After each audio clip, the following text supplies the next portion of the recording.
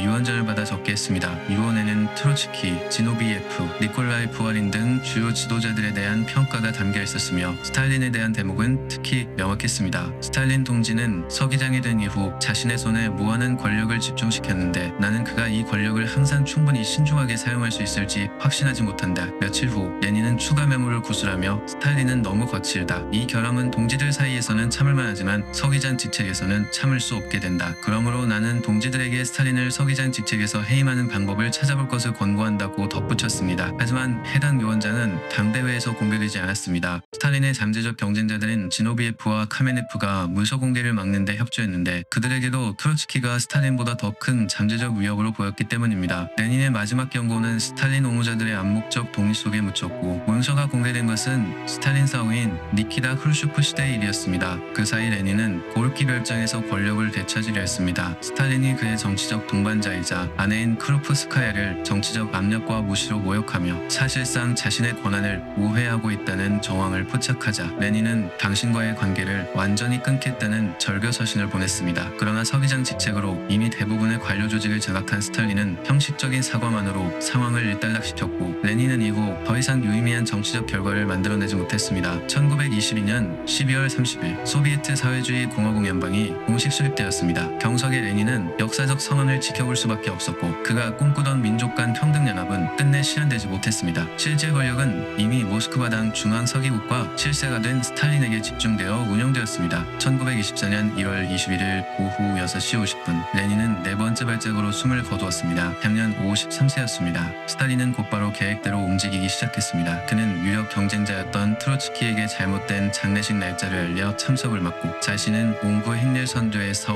레닌의 정통 계승자라는 이미지를 대중에게 각인시켰습니다. 레닌의 유언정 공개 논의는 계획대로 봉쇄되었고 스탈린에게 불리한 내용은 당 기록에서 삭제 수정되었습니다. 레닌은 어머니 곁에 묻히고 싶다는 마지막 소망도 이루지 못했습니다. 시신은 방부 처리되어 붉은 광장 영묘에 영구 안치되었으며 스탈린에게 해당 장면은 자신이 적통 계승자임을 확립하고 모든 정치적 결정에 정당성을 부여하는 데 필수적이었기 때문입니다. 1930년 레닌 영묘는 목조에서 붉은 화강암으로 바뀌어 지금의 외관에 갖췄습니다. 일부 자료에 따르면 사망 직후 그의 뇌는 약 3만 조각으로 나뉘어 천재성을 연구한다는 명목으로 모스크바 한 연구소 실험실에 보관되었으며 연구는 수십 년 동안 이어졌지만 별다른 결론은 나오지 않았습니다. 시신 보존은 사실상 국가적 사업으로 격상되었습니다. 매주 수분을 보충하고 손과 얼굴색을 조정하며 조직을 강화했으며 정기적 화학적 처리를 통해 시신의 부패를 막았습니다. 이를 위해 당시 연간 약 50만 루블이 투입된 것으로 추정되며 전담 인력만 20명이 넘었고 시설과 장비 유지까지 포함하면 소련 정부 예산의 상당 부분이 레닌의 시신 관리에 사용된 것으로 알려져 있습니다.